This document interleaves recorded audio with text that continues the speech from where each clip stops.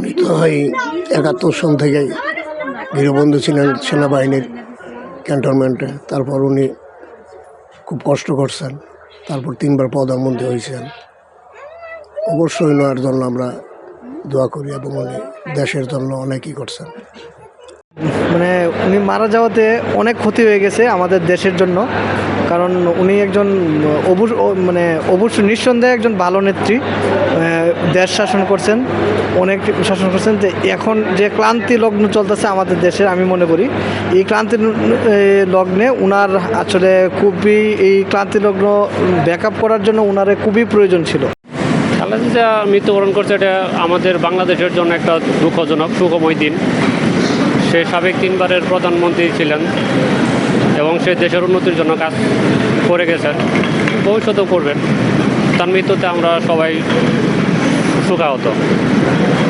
জননেত্রী বাংলাদেশের সাবেক প্রধানমন্ত্রী বেগম খালেদা জিয়া দুনিয়া থেকে বিদায় গ্রহণ করেছেন। ইন্না লিল্লাহি ওয়া ইন্না ইলাইহি রাজিউন।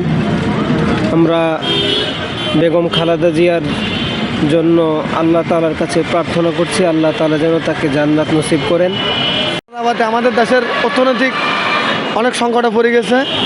আশা করি ওনার ছেলে জনাব তারেক রহমান যদি আগামীতে প্রধানমন্ত্রী হয়, ওই সংকটগুলো অতিক্রম করে ইনশাআল্লাহ দেশকে আরও এগিয়ে নিয়ে যাবে, আমরা আশাবাদী।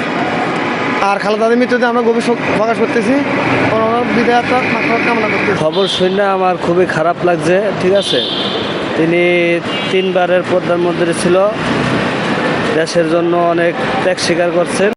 জান্নাতুল ফেরদাউস দান করুক, এটা আমাদের দেশবাসীর, সমগ্র দেশবাসীর কাব্য।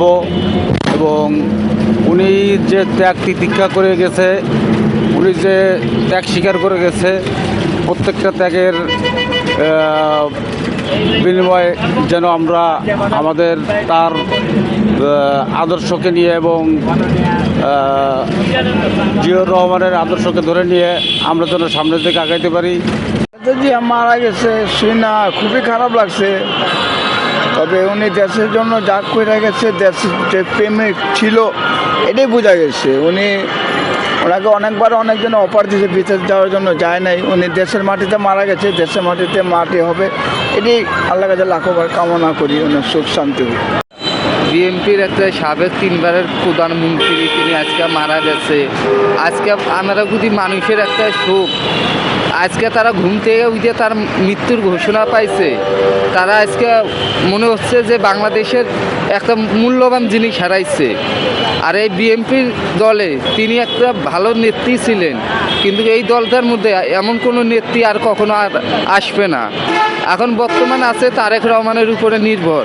যদি তারেক রহমান কিছু করতে পারে, তাইলে আমার সারা জীবন এই প্রধানমন্ত্রী খালেদা জিয়ার নামটা থেকে যাবে। খালেদা জিয়া সে বাংলাদেশে একজন ত্যাগী নেতা ছিল, বারবার সে নির্বাচিত একজন প্রধানমন্ত্রী ছিল।